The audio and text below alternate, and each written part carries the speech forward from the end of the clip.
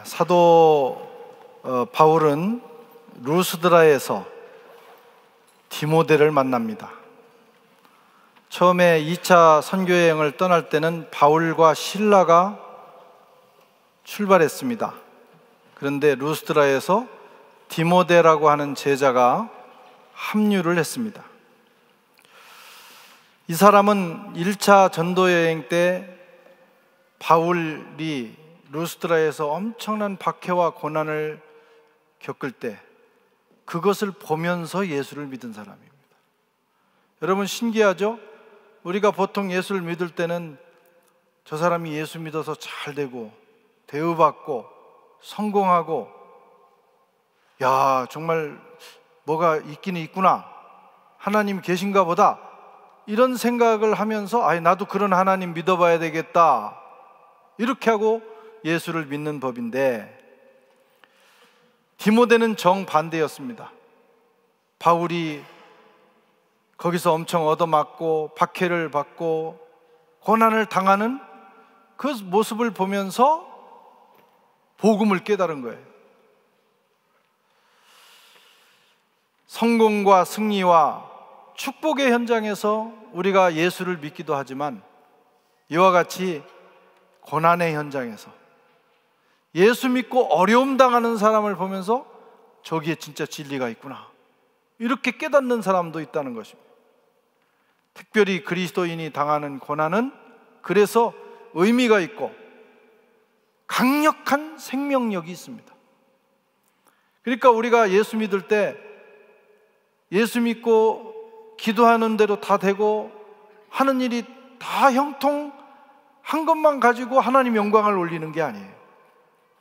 예수 믿다가 실패도 하고 어려움도 당하지만 그 가운데서 우리가 하나님을 놓지 않으면 그것이 엄청난 메시지로 사람들에게 전달되는 것입니다.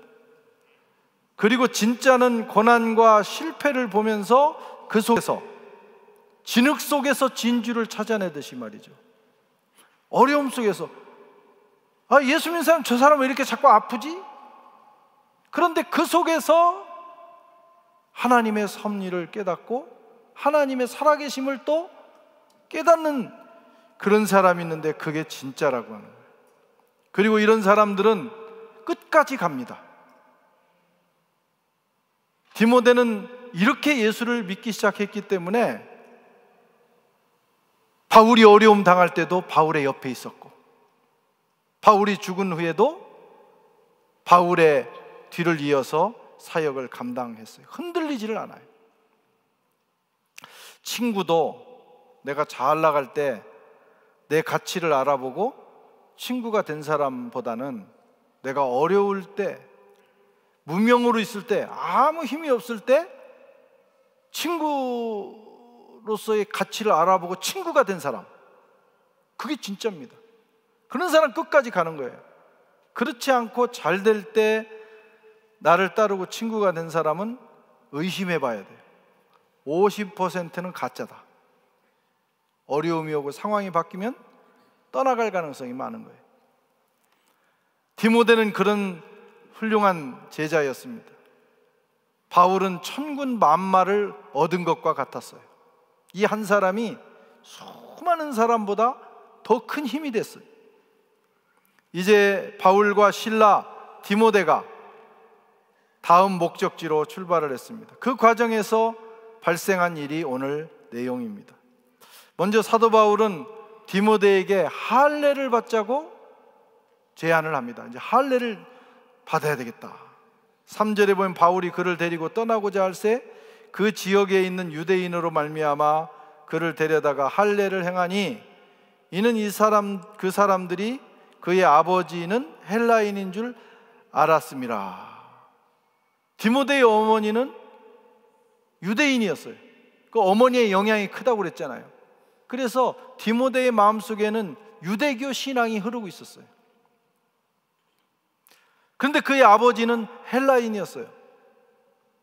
유대인들도 아는 헬라인, 아마 그 지역에 꽤 영향력이 있는 사람이었던 것 같아요. 저 디모데는 누구누구 자식이야, 누구 아들이야 할 만큼 그렇게 알려진 사람인 것 같습니다. 이제 그게 또 문제였어요.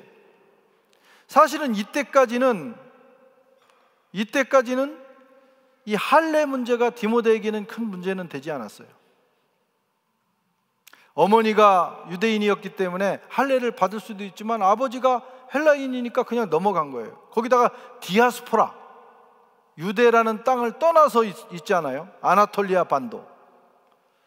그래서 그냥 살아가는데 할례 받지 않은 반쪽짜리 유대인이 문제가 없었습니다. 예수 믿는 것도 문제가 없었어요. 할례가 아무 관계가 없었어요. 바울의 복음을 듣고 예수 믿어서 신실한 제자가 됐어요. 그런데 오늘 그게 문제가 된 겁니다. 이제 사역자가 돼서 떠나는 마당에 뭐가 문제냐? 할례 받지 않은 것이 문제인 거예요. 왜냐하면 앞으로 당분간 진행되는 바울의 사역은 대부분 유대인들을 대상으로 이루어지기 때문에 어느 도시에 가서 회당에 들어가서 거기 모여있는 유대인 또는 유대인으로 회심한, 종교를 바꾼 그 이방인, 그러니까 유대 할례를 존중하는 유대인들, 그 모임에 가서 복음을 전해야 되는데 디모데가 할례를 안 한 거예요. 대부분은 아는 거예요. 제 유대인 피가 섞여 있는데 그 아무개 아들인데 걔는 할례 안 했어. 그 상태로 가서 복음을 전하려고 들어가면 바울과 실라는 들어갈 수 있는데 그 회당에 디모데는 안 된다고 할 거란 말이에요. 그리고 혹시 디모데가 실수로 들어가면 그 다음부터 그게 논쟁이 되고 복음을 전해야 되는데요, 할례를 했냐 안 했냐 이 문제로 실갱이를 하다가 모든 에너지를 쏟게 생긴 거예요. 바울이 딱 판단한 겁니다. 또 거기 모인 사람 중에는 복음을 받기 위해서 마음을 여는 사람도 있지만 트집 잡으려고 탁 노려보는 유대인들이 있었어요. 그러니까 먹이를 던져주는 것과 같습니다. 그래서 바울은 디모데에게 할례를 행합니다. 할례가 예수 믿는데, 구원받는데 아무 의미가 없어요. 그게 중요하지 않아요. 그러나 사역을 하려고 보니까 이 할례가 사역의 장애가 되는 거예요. 할례 없으면, 특히 유대인들을 대상으로 하는데. 그래서 사실 바울은 유대인들에게 있어서는 반율법적인 사람이다. 저 사람은 할례 그리고 율법을 무시하는 사람들이다 라고 말할 만큼 이 부분에서 자유로운 사람인데 지금은 할례를 행하자고 한 겁니다. 복음 전파를 위해서. 이것이 바울의 유연성입니다. 우리도 이 바울의 유연성을 가져야 돼요. 그렇지 않으면 너무 사고가 경직되고 생각이 경직돼서 중요한 일을 해야 될 때 그것 가지고 에너지를 쏟느라고 정말 중요한 일을 못하게 되는 경우가 많습니다. 본질은 지켜야 되지만 비본질은 유연하게 대응하는 능력을 갖춰야 합니다. 골베르그라고 하는 심리학자가 도덕성 발달에 대한 이론이라는 그 논문을 내놨습니다. 이분이 이 도덕성 발달을 쭉 설명하면서 보편적 가치를 위해서는 지엽적인 그 가치를 포기할 수 있는 게 최고 수준의 도덕이다. 최고의 도덕 수준이다. 그러니까 도덕 수준이 높은 사람은 막 앞뒤가 꽉 막혀가지고 자기 주장만 하는 그런 사람이 아니라 최고 수준에 올라간 사람은 굉장한 유연성을 갖는다는 거예요. 그래서 어느 단계에서는 이 부분을 굉장히 강하게 주장하지만 목숨 걸고 지키지만 어떤 일을 위해서는 이걸 포기할 수도 있는 그런 자유와 유연성을 가진 사람이 최고 수준으로 올라간 도덕성을 가진 사람이라는 거예요. 다만 이 단계로 살아가기 위해서는 저항과 비난을 감수하고 감행해야 된다. 왜냐하면 하수들이, 세상의 하수들이 자기들이 소중히 여기는 그 도덕의 잣대, 어떤 가치의 잣대를 가지고 공격을 하기 때문에.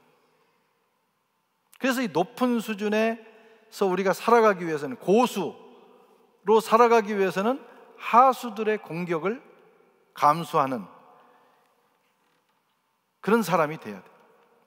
여러분, 세상에서 최고의 가치는 뭡니까? 생명입니다. 생명보다 더 소중한 건 없어요. 공부보다도 생명이 더 소중해요. 어떤 규칙보다도 생명이 더 소중해요. 그렇지 않습니까? 일단 생명이 소중한 거예요.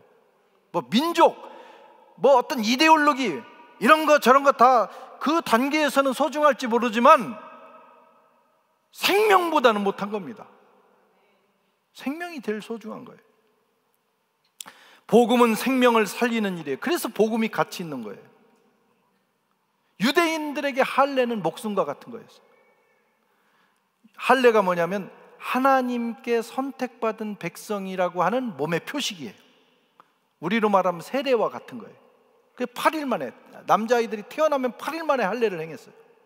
할례를 행하지 않으면 유대인 취급을 못 받아요. 이건 엄청난 축복이고 엄청난 가치였어요. 할례잖아 무할례잖아, 계속 그 논쟁이 있는 거예요. 충분히 가치 있는 일이었습니다. 그러나 복음의 경지를 만난 사람에게는 할례가 가치가 있기도 하고 없기도 한 거예요. 어떨 때는 정말 중요한 거예요. 그것도 유대인으로서, 우리 이방인 말고. 그런데 유대인으로서 또 어떨 때는 아무것도 아닌 거예요. 어떤 사람에게 그보다 더 높은 수준의 가치인 복음을 경험한 사람에게, 복음을 위해서는 할례를 받기도 하고 할례를 포기할 수도 있는 거예요. 이게 복음의 수준입니다.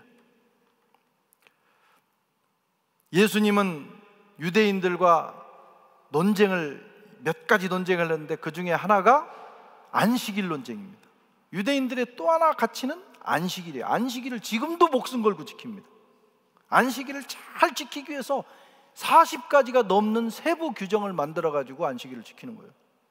안식일에는 쉬어라, 하나님께만 예비해라, 평소에 일하고 안식일은 쉬는 날이다. 그러니까 쉰다는 게 뭐냐, 그래가지고 100보 이상 걸으면 일하는 거다. 그래서 안식일 날도 100번 이상, 배가 아파서 화장실을 가도 100번이 넘으면 안 되는 거예요. 100보. 봄에서 땀이 안 나지 않게 해라. 소뚜껑을 들으면 일한 거다. 밥뚜껑은 일한 건 아니겠지. 먹고 살아야 되니까. 하여튼 그런 규정을 다 정해가지고 지킬 만큼 유대인들에게는 이 안식일이 생명과 같은 거예요. 절대로 일하면 안 돼요. 지금도 그래요. 그런데 가만히 보니까 예수님이라고 하는 랍비가 나타나가지고 자꾸 안식일에 못할 일을 하는 거예요. 어느 날 예수님이 안식일 날 회당에 들어갔는데 거기에 손 마른 사람이 있었어요. 손 마른 사람. 그때 유대인들이 지켜보는 거예요. 아, 오늘 잘 걸렸다. 예수라는 저 랍비가 저 사람을 고쳐주나 안 고쳐주나, 안식일 날 고쳐주면 일하는 거니까 오늘 잡아야 되겠다. 딱 마음 먹고 있는 거예요. 예수님 다 파악하고 계셨어요. 근데 예수님이 딱 보실 때는 그날 고쳐줄 수도 있고 안 고쳐줄 수도 있는 거예요. 안 고쳐주고 그냥 편안하게 하루가 지나갈 수 있는데, 예수님에게 딱 걸린 게 뭐냐, 이 사람은 반드시 고쳐줘야 된다. 이 사람은 손 마른 사람인데, 제롬이 인용한 히브리인의 복음서에 의하면 석공, 직업이 석공이랍니다. 석공이 뭔지 아시죠? 돌을 막 이렇게 해가지고 그걸 만들어서 건물을 짓는 거예요. 성전도 짓고 집도 짓는 사람인데 손이 말았어요. 이 손을 못 쓰는 거예요. 그러면 석공으로서는 끝난 겁니다. 그 얘기는 생계가 묘연한 거예요. 가족들도 다 굶어 죽게 되는 거예요. 생명과 관계된 거예요. 그냥 단순히 아픈 게 아닙니다. 그래서 예수님 고쳐주기로 마음을 먹으셨어요. 근데 저 적대자들이 나쁜 마음을 먹고 있는 거예요. 두고 보자. 그때 예수님이 그 사람을 불러내서 이렇게 묻습니다. 거기 있는 사람들에게 안식일에 선을 행하는 것과 악을 행하는 것, 생명을 구하는 것과 죽이는 것, 어느 것이 옳으냐? 뻔한 대답입니다. 자기에게 적용시키면 거기 있는 사람들도 살리는 게 옳다고 보는 거예요. 그렇지 않습니까? 자기가 그 일을 당했다고 봐요. 어쨌든 이건 너무나 자명한 대답이에요. 예수님이 이 사람을 고쳐줬습니다.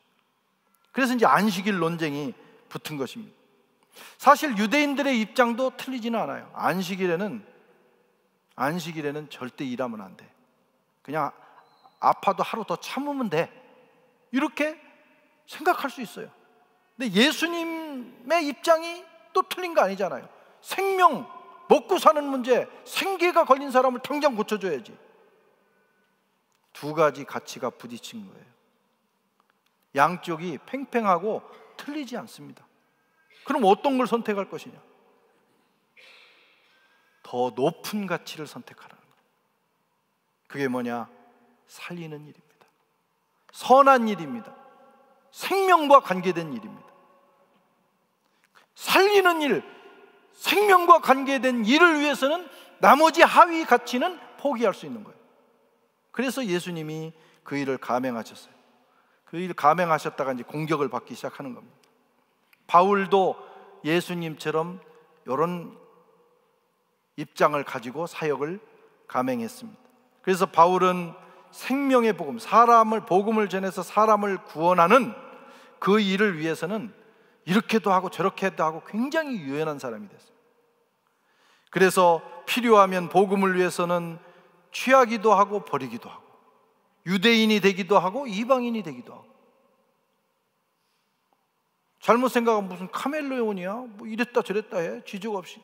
그게 아니라 정말 이 복음으로 생명 살리는 일을 감당하기 위해서는 뭐 무슨 소리를 듣든지 아니면 내가 뭐가 되든지 그게 그렇게 중요하지 않다는 거예요. 고린도전서 9장 19절에서 20절 같이 한번 읽어보겠습니다. 내가 모든 사람에게 자유하였으나 스스로 모든 사람에게 종이 된 것은 더 많은 사람을 얻고자 함이라. 유대인에게는 내가 유대인과 같이 된 것은 유대인들을 얻고자 함이라. 율법 아래 있는 자들에게는 내가 율법 아래 있지 아니하나 율법 아래 있는 자 같이 된 것은 율법 아래 있는 자들을 얻고자 함이니라. 이 유연성을 가진 교회나 성도는 생명력이 넘칩니다. 그런데 이 유연성을 잃어버리는 순간 화석화돼요. 신앙이 화석화돼. 생명력이 없어. 그러고는 거기에 딱 갇혀가지고 죽어버립니다. 그리고 그런 사람들끼리 만나면 싸워. 유연성이 없으면 싸워요. 자꾸 부딪혀요. 뼈와 뼈가 부딪히는 거죠. 중세 교회가 이런 암흑기에 빠졌습니다. 복음을 위한 유연성을 갖지 않고 어떤 그 교리나 어떤 원칙에만 딱 사로잡히면 그걸 가진 사람들끼리 싸우는 거예요. 그냥 우리끼리 다 뜻이 맞는 사람들끼리는 별 문제가 없는데 조금 다른 사람을 만나면 이제 공격하기 시작하는 거예요. 그리고 쓸데없는 일로 우리가 에너지를 소모합니다. 많은 논쟁을 불러일으킵니다. 그 중세시대 때는 별 얘기도 다 했다고 그래요. 성찬 포도주잔에 파리가 만약 빠진다면 파리는 구원을 받을 수 있을까 없을까? 이거 가지고 고민하면서 이제 두 파로 나눠가지고 싸우는 거예요. 야, 성찬이 얼마나 거룩한데 그 성찬주에 다 기도하면 예수님 피가 되는데 파리가 빠졌으면 파리도 구원 받는 거지. 뭔 소리야, 파리는 무슨 영혼이 없잖아 하면서 그런 걸로 싸우는 거예요. 그건 파리가 구원받고 안 받고가 무슨 그게 싸울 일입니까? 바늘 위에 천사가 몇 명이나 올라갈 수 있을까? 이거 가지고 이제 서로 막 주장을 하는 거예요. 팽팽합니다. 광고는 설교 전에 해야 되나 후에 해나? 그래가지고 어떤 분이 목사님 왜 이 교회는 광고를 설교 전에 합니까? 옛날엔 다 설교 후에 했거든요. 그래서 우리가 옛날에 설교 전에 한 적이 있어요. 설교 전에. 그래서 설교 전에 하고 설교 끝나고 그냥 찬양으로 딱 이어지면서 은혜로 끝나려고, 광고하다 보면 뭐 길어지고 그러잖아요. 그랬더니 또 어떤 분이 와가지고, 목사님 설교 전에 또 광고를 하니까 그 어수선해가지고 이 설교에 또 집중이 안 된다는 거예요. 쫙 하다가 설교를 드려야 되는데. 그래 다시 옮겼잖아요, 뒤로. 우리가 몇 번 그렇게 옮겼어요. 갔다가 왔다가. 그래서 저는 앞에 해도 괜찮고 뒤에 해도 괜찮다고 생각합니다. 여러분들이 많이 원하면 뒤에서 은혜 받는 사람이 많으면 뒤에 하고, 앞에서 은혜 받는 사람이 많으면 앞에 하면 되는 거예요. 하등에 싸울 일이 아니에요. 그런데 여기에 딱 한번 이런 유연성을 안 가진 사람은 이거 가지고 싸우다가 나중에 신앙도 팔아먹어. 아이씨, 교회 안 나간다 내가. 그래가지고 더 중요한 생명에 관계되는 것도 버리는 수가 있어요. 크리스찬은 포도주를 마셔야 됩니까? 안 마셔야 됩니까? 여러분 어떻게 생각하세요? 의견이 다양합니다. 내가 이 설교가 이렇게 공중파를 타고 가다가 한국 교단에 알려지면 잘릴 수도 있어요. 징계받을 수도 있어. 포도주를 마셔야 되냐 안 마셔야 되냐. 여러분 어떻게 생각해요? 어떤 분은 절대로 마시면 안 된다. 그래서 이제 옛날 함불 또는 뭐 체코하고 한국하고 있는 그 박드나리아 선교 협력을 할 때 제가 여러 독일도 참석하고 체코에도 참석하고 여기 참석했는데, 한국에서 온 대표들이 그 현지의 교단에서 그 만찬을 배설하고 최고의 포도주로 쫙, 이제 이건 최고의 대우를 한 거예요, 그 목사님들이. 그런데 한 분도 안 마시는 거예요.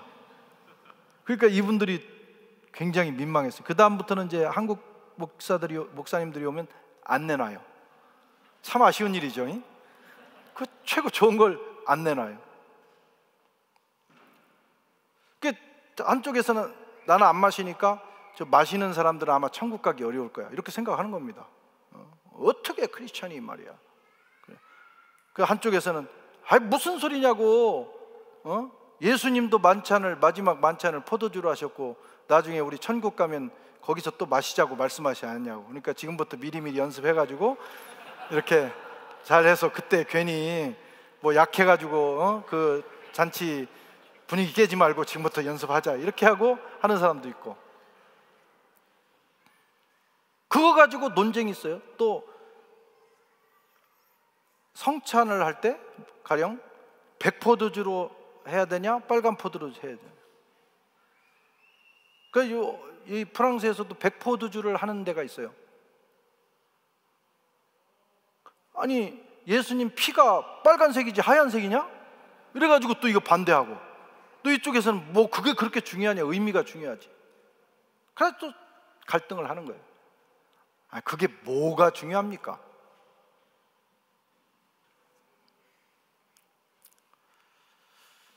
살리는 복음을 위해서라면, 우리가 한 영혼을 살리는 일을 위해서라면 유연성을 가져야 돼.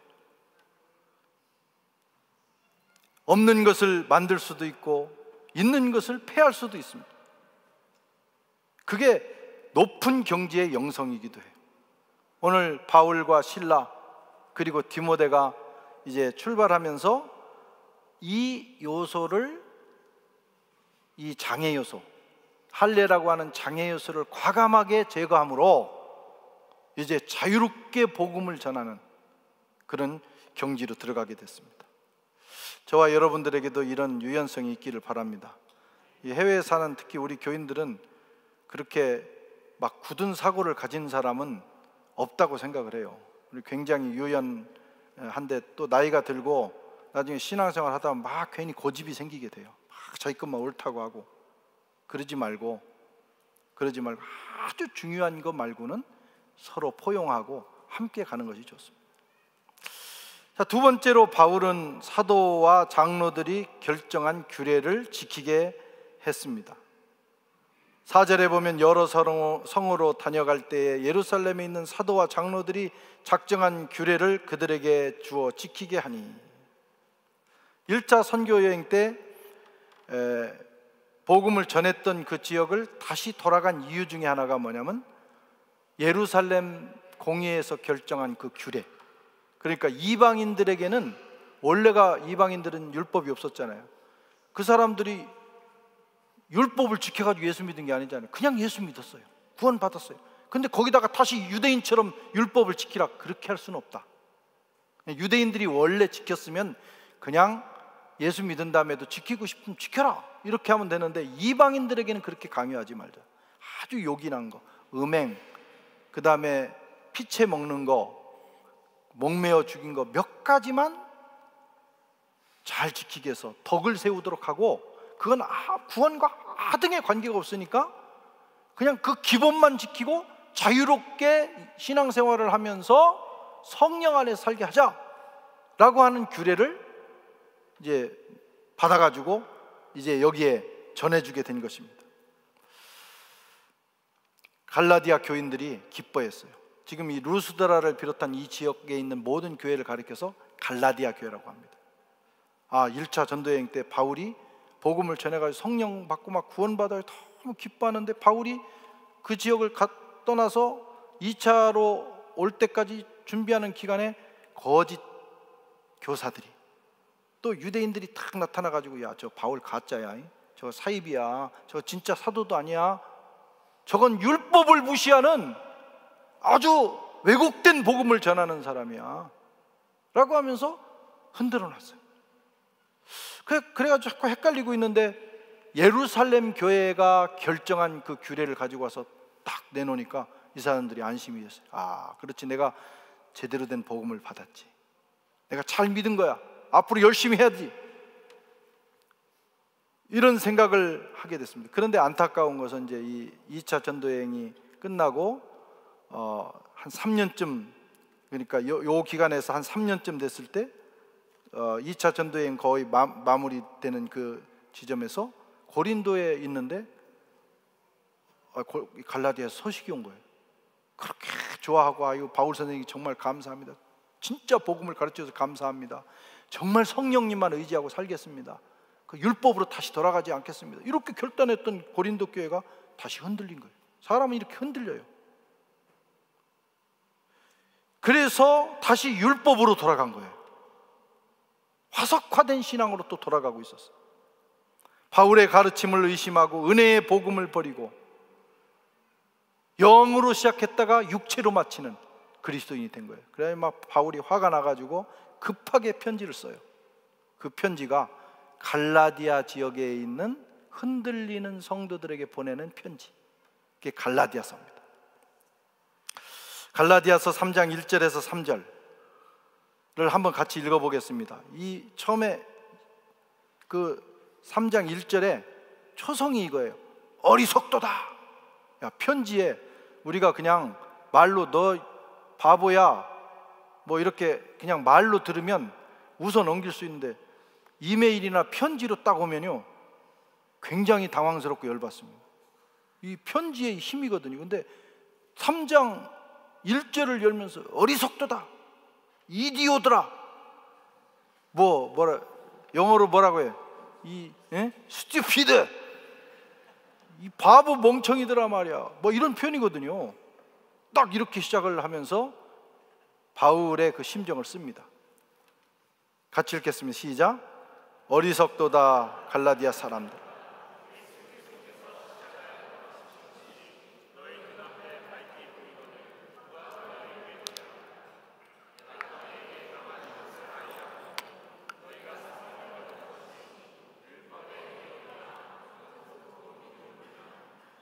너희가 이같이 어리석으냐, 성령으로 시작하였다가 이제는 육체로 마치겠느냐.